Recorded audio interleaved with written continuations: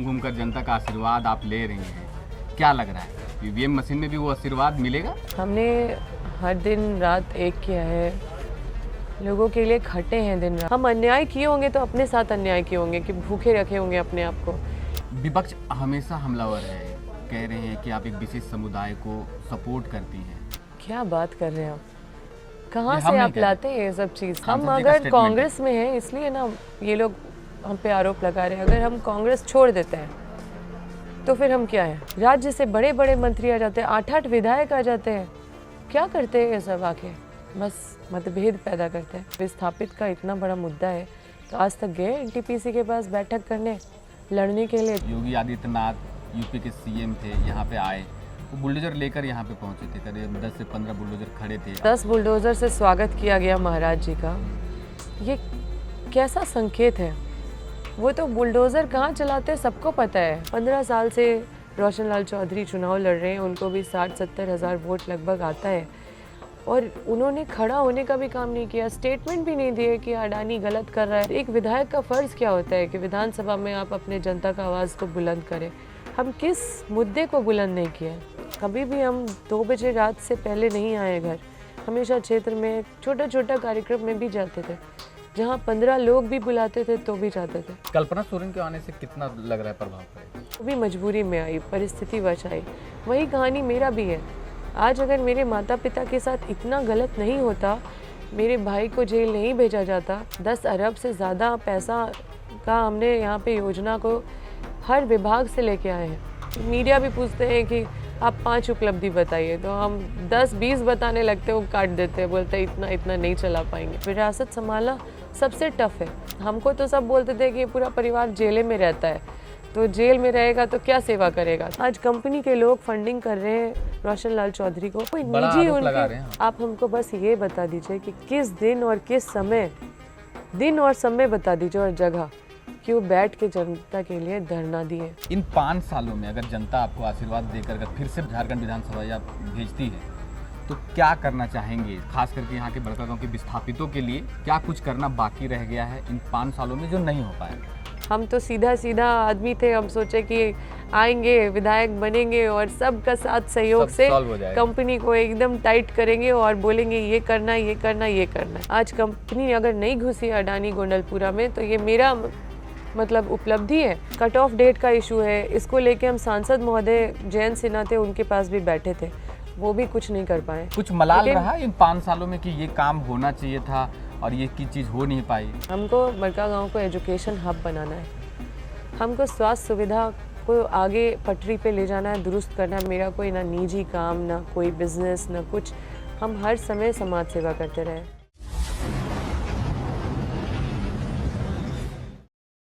झारखंड में चुनावी सरगर्मी तेज हो चुकी है, बहुत कम समय बचा है। बड़कागांव विधानसभा में 13 तारीख को वोटिंग होना है। हमारे साथ वर्तमान में बड़कागांव विधायक अंबा प्रसाद हैं हमारे साथ। सबसे पहले तो आपको झारखंडी जोहार। जोहार। क्या कहेंगे, घूम घूम कर जनता का आशीर्वाद आप ले रही हैं, क्या लग रहा है ईवीएम मशीन में भी वो आशीर्वाद मिलेगा? देखिए, हमने हर दिन रात एक किया है, लोगों के लिए खटे हैं दिन रात, तो कर्म से महान कुछ भी नहीं होता है।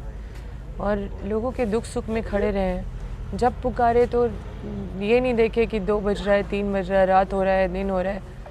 लोगों के बीच में एकदम उपस्थित रहे। और ये एक पहले दिन से ही ये मतलब हम करना, ये नहीं कि चुनाव के समय कर रहे हैं। और लोगों के बीच में हमेशा ढाल बन के रहे। कभी भी क्षेत्र में लगा है कि किसी असामाजिक तत्व से मतलब किसी को परेशानी होगा तो एकदम सामने खड़े होके हम मतलब प्रोटेक्शन देने का काम किए हैं, विकास का काम किया, अपना सेवा दिए, सुरक्षा दिए हैं क्षेत्र में। तो क्षेत्र की बेटी है, इस माटी से है, इसलिए सबसे एक आत्मीयता है, एक भावनात्मक रूप से सबके साथ जुड़े हुए हैं। हमको लगता है कि हम अपने कार्यकाल से पूरी तरह से संतुष्ट हैं, क्योंकि जितना हम कर सकते थे उससे ज़्यादा हमने अपना समय दिया, योगदान दिया। तो इन सब चीज़ों के बाद भी हम परेशान रहे तो फिर मतलब ये तो फिर विषय ही नहीं है कुछ। विपक्ष हमेशा हमलावर है, कह रहे हैं कि आप एक विशेष समुदाय को सपोर्ट करती हैं। स्थानीय जो सांसद हैं वो भी हमेशा आरोप लगाते रहते हैं कि हमेशा से एक विशेष समुदाय के ऊपर आप, जैसे कि आप उदाहरण बताइए ना, कैसे है? उनका कहना था कि सरस्वती पूजा में जो पत्थर चले, विश्वकर्मा पूजा में जो पत्थर चले, देखिए उसमें दोनों साइड आप और आपके सरकार ने उनको सपोर्ट करने का काम किया। क्या बात कर रहे हैं आप? कहाँ से आप लाते हैं ये सब चीज़? ये हम नहीं कह रहे हैं, ये सांसद का स्टेटमेंट है। हम अगर कांग्रेस में हैं इसलिए ना ये लोग हम पे आरोप लगा रहे हैं। अगर हम कांग्रेस छोड़ देते हैं तो फिर हम क्या हैं?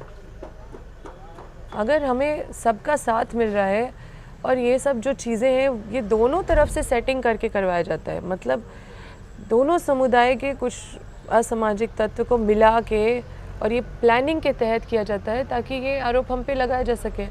हम तो कभी वहाँ पे नहीं रहे, हम तो ये सब नहीं किए, हम तो कभी नहीं बोलते कि इस तरह का काम करो।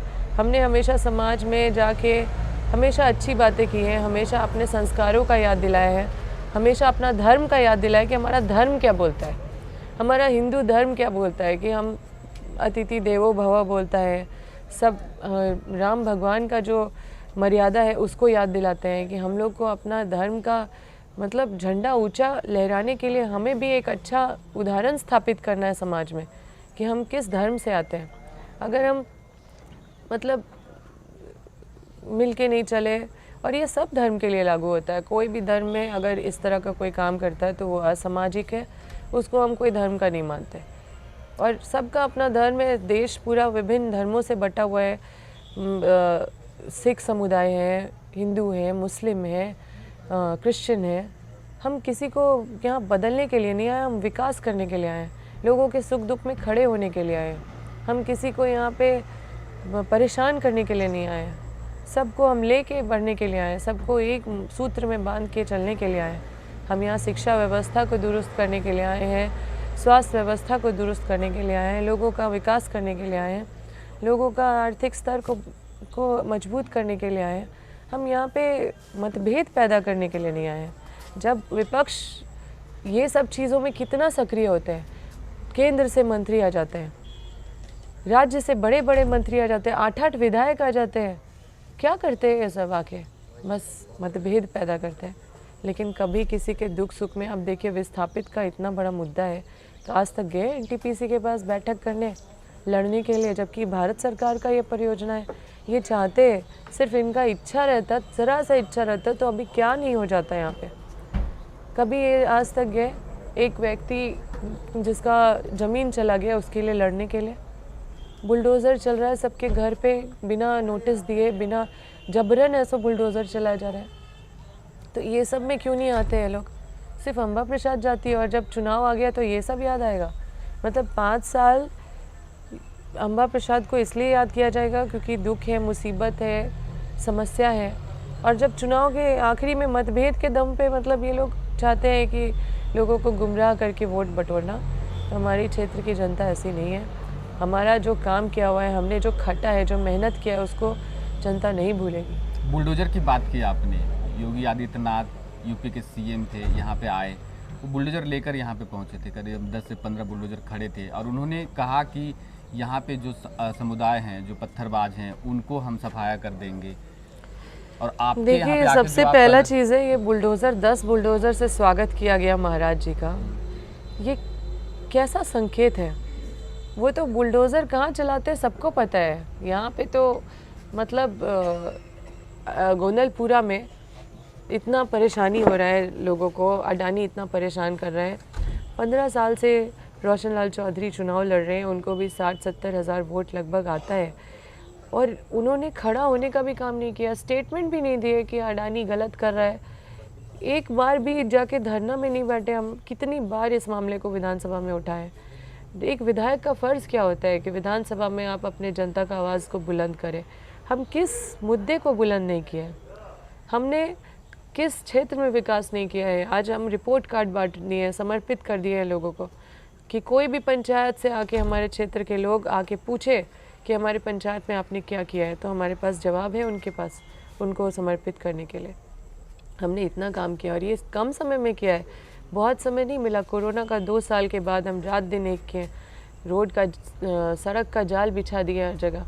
हमने हॉस्पिटल मतलब स्वास्थ्य में काम किया है, यहाँ ट्रॉमा सेंटर बन रहा है, हर हॉस्पिटल को जीर्णोद्धार करके इंफ्रास्ट्रक्चर को दुरुस्त किया है, पतरातू में 50 बेड का हॉस्पिटल लेके आए हैं।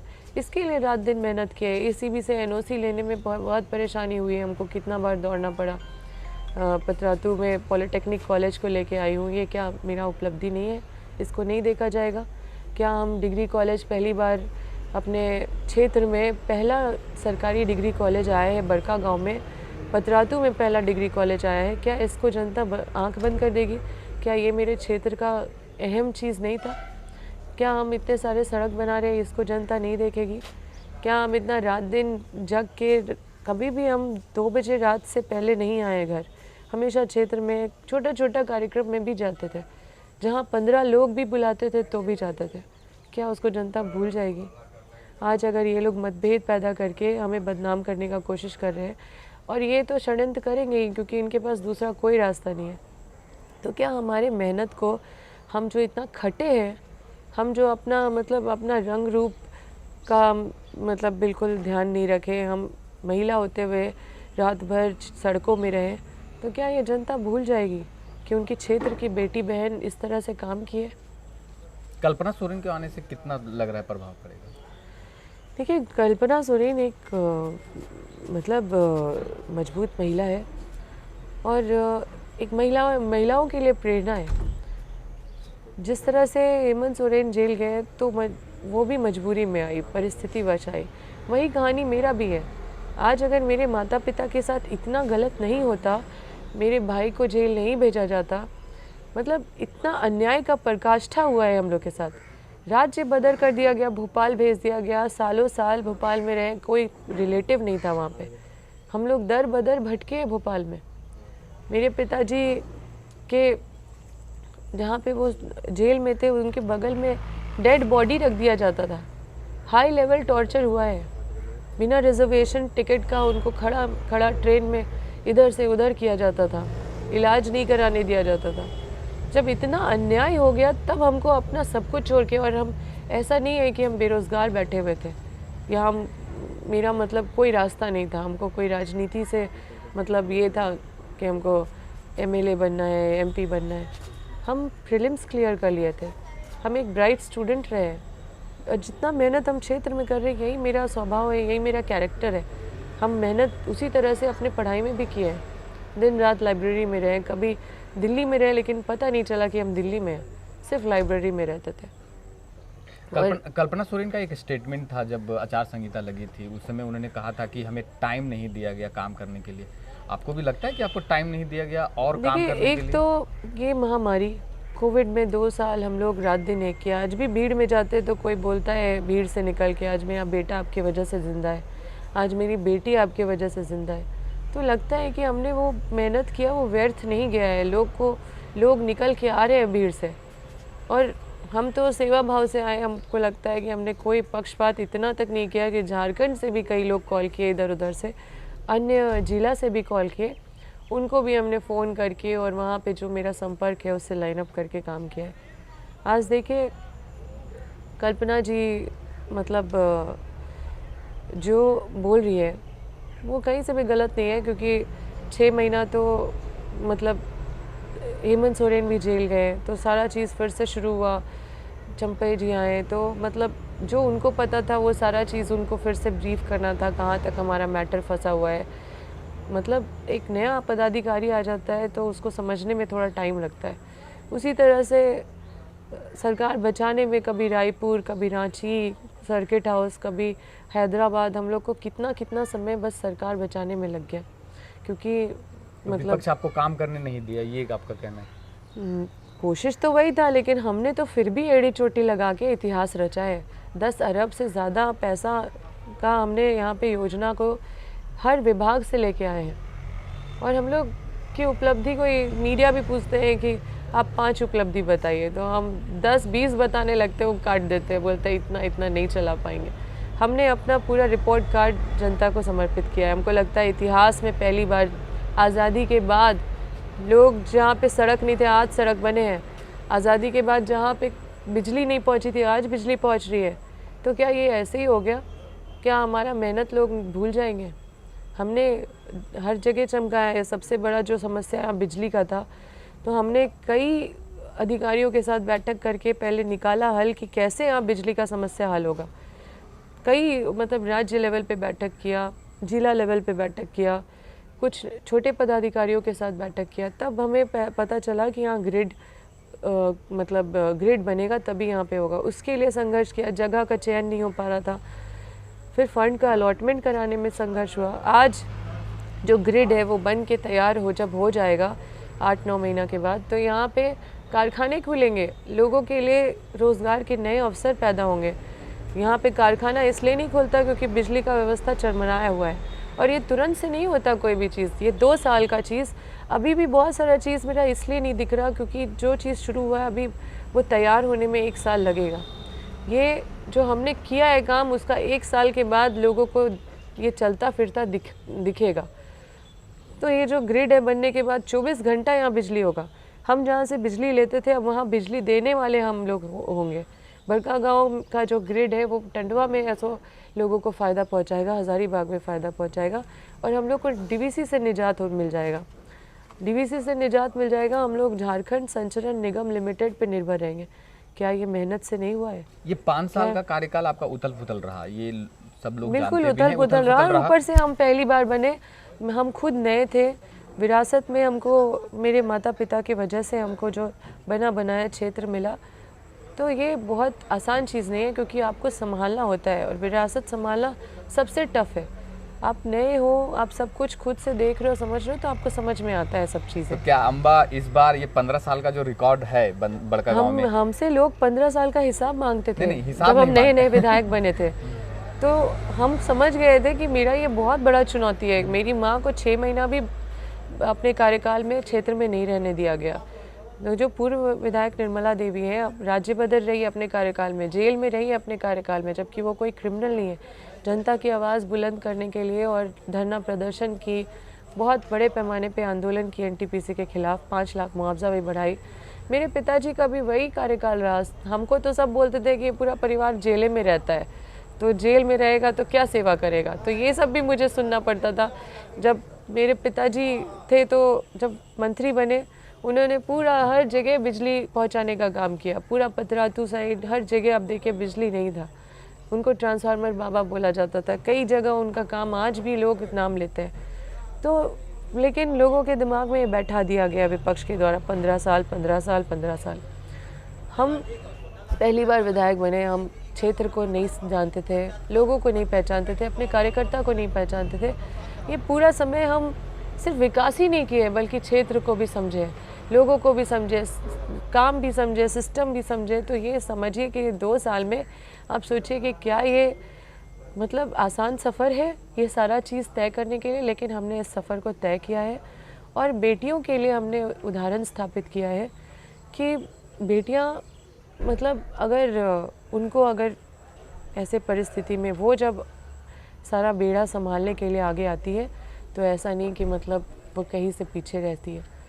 और एक मजबूत महिला का हमने उदाहरण स्थापित किया है कि कोई भी महिला किसी भी परिस्थिति से घबराए नहीं।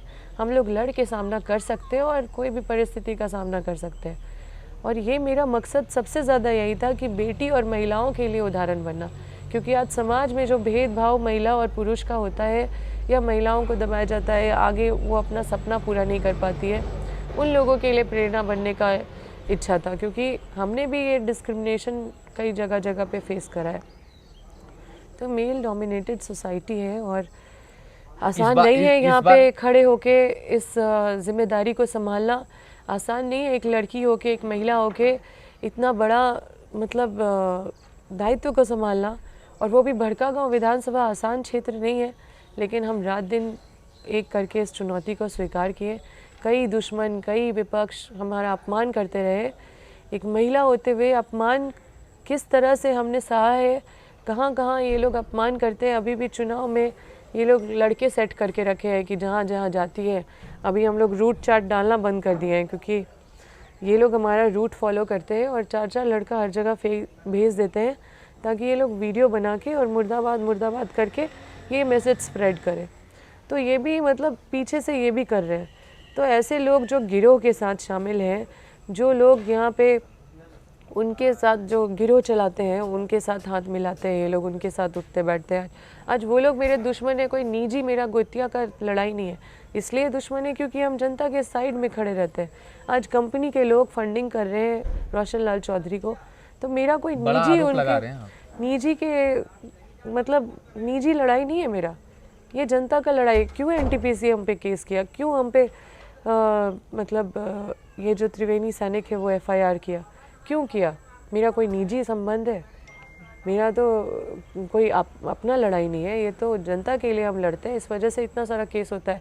आज रोशन लाल चौधरी है, आप हमको बस ये बता दीजिए कि किस दिन और किस समय, दिन और समय बता दीजिए और जगह, कि वो बैठ के जनता के लिए धरना दिए कि लोगों के साथ अन्याय हो रहा है। या उनके मौसा सुदेश महतो जो बोलते हैं कि हम विस्थापित का मामला सुलझाएंगे, युवा का लड़ाई लड़ेंगे, किस दिन, एक दिन भी, चुनाव के समय जो होता है वो तो आप समझते हैं, लेकिन किस दिन वो बड़कागांव आए और युवाओं के लिए खड़ा होने का काम किया? किस दिन वो बड़कागांव आए, विस्थापितों के पास गए और खड़ा होने का काम किया? इनके जो भैया है वो चंद्र प्रकाश चौधरी, वो जो मंत्री भी रहे हैं, उस समय भी नहीं आए। उस समय भी उनके रोशन लाल चौधरी क्षेत्र में विधायक का तैयारी कर रहे हैं। उनकी भाभी भी मतलब रामगढ़ से विधायक है, वो भी कभी नहीं आई। तो परिवार ये हम लोग को बड़कागांव अपनाते नहीं है, लोग तो वोटर भी नहीं है यहाँ के, तो क्या यहाँ पे इनको मतलब है? ये तो कंपनी से ही मिलेंगे, गिरोह से ही मिलेंगे, माफिया से ही इनका ये होगा। ये बात समझना होगा, ये लोग इस क्षेत्र को बस लूटना चाहते हैं और इसीलिए हम मजबूती से और भी ज़्यादा खड़े हैं। इन 5 सालों में अगर जनता आपको आशीर्वाद देकर अगर फिर से झारखंड विधानसभा या भेजती है तो क्या करना चाहेंगे? खास करके यहाँ के बड़कागांव के विस्थापितों के लिए क्या कुछ करना बाकी रह गया है इन 5 सालों में जो नहीं हो पाया? देखिए, सबसे पहले तो विस्थापित का मामला सबसे ज़्यादा उठाने वाले विधायक हम ही हैं। एक विधायक सबसे ज़्यादा, अगर उसका सबसे बड़ा फ़र्ज़ उसका होता है कि आपको जहाँ जनता भेज रहा है, विधानसभा, लोकसभा, आप वहाँ पे जनता का आवाज़ को बुलंद कीजिए। वो हमने कहीं पीछे नहीं रही है। जनता के बीच में हमेशा आंदोलन करना, ये करना, हमेशा हम तैयार रहें।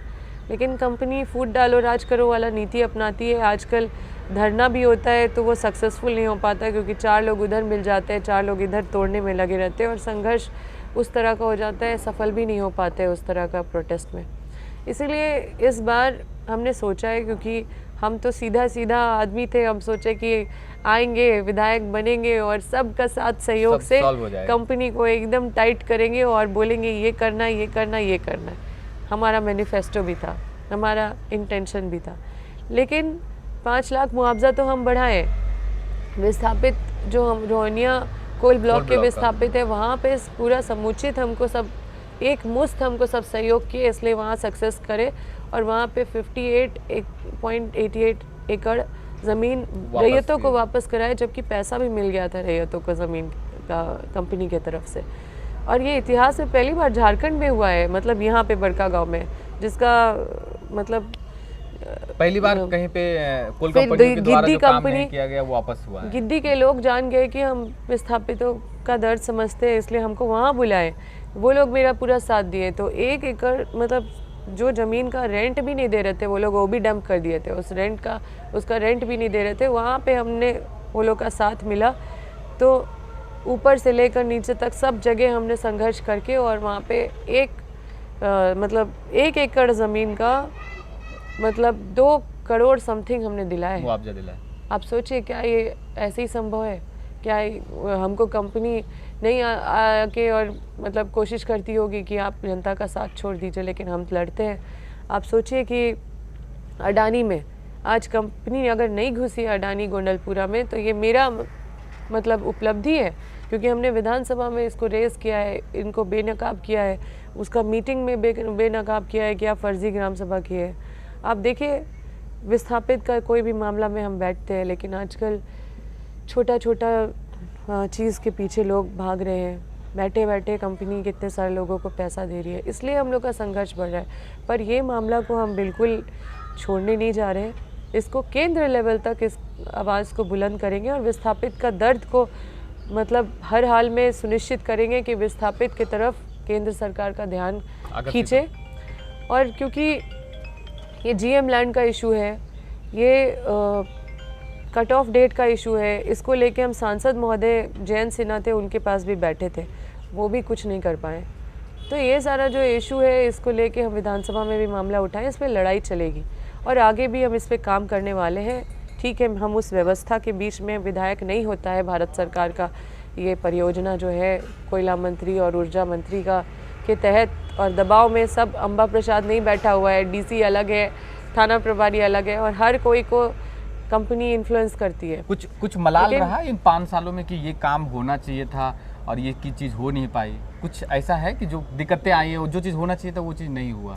देखिए, आपने पूछा कि हम क्या करेंगे बड़कागांव में, पहले हम उसको कंप्लीट कर देते हैं। हमको बड़कागांव को एजुकेशन हब बनाना है, हमको स्वास्थ्य सुविधा को आगे पटरी पे ले जाना है, दुरुस्त करना है। अभी ट्रॉमा सेंटर बन रहा है, अभी 50 बेड का हॉस्पिटल उधर बन रहा है, तो हमको इतना समुचित व्यवस्था करना है यहाँ पे स्वास्थ्य का। ये मेरा विज़न है। जितना समय में हम जो कर सकते थे हमने किया, लेकिन ये काफ़ी नहीं है। और उसके बाद फिर हमें इंफ्रास्ट्रक्चर जो बाईपास है, इसका जो बड़कागांव में जो ट्रैफिक वाला इशू है, इसको लेके हम पटरी पे चढ़ा दिए सब कुछ, बस गाड़ी चलने का देर है। इसमें टेंडर हो चुका है डीपीआर के लिए, तो जब टेंडर हो जाएगा अलॉट तो डीपीआर स्टार्ट हो जाएगा बनना। और मलाल तो हमें कुछ नहीं रहा है, क्योंकि हम अपने आप को पूरी तरह से समर्पित किए। हम अन्याय किए होंगे तो अपने साथ अन्याय किए होंगे कि भूखे रखे होंगे अपने आप को, पेट में भूख का दर्द मतलब इग्नोर किए होंगे कि नहीं, मतलब नहीं सोए होंगे, झुप झुप के रहे होंगे, 4 घंटा सोए होंगे, हम अपने साथ अमानवीय तरीके से रहे होंगे। लेकिन लोगों को अपना सब कुछ दिए हैं, लोगों को अपना पूरा दुनिया बनाए हैं। बड़कागांव को अपना पूरा सेंटर, मतलब सेंटर रहा है मेरे लिए, लाइफ सेंटर। दूसरा कोई काम नहीं किया हमने, मेरा कोई ना निजी काम, ना कोई बिजनेस, ना कुछ। हम हर समय समाज सेवा करते रहे। तो विज़न बहुत ज़्यादा है और इसका कोई दायरा नहीं है विज़न का भी। चलिए, इस बिजी शेड्यूल में आपने हमें टाइम दिया, उसके लिए बहुत बहुत धन्यवाद आपका। आपका भी धन्यवाद। जोहार।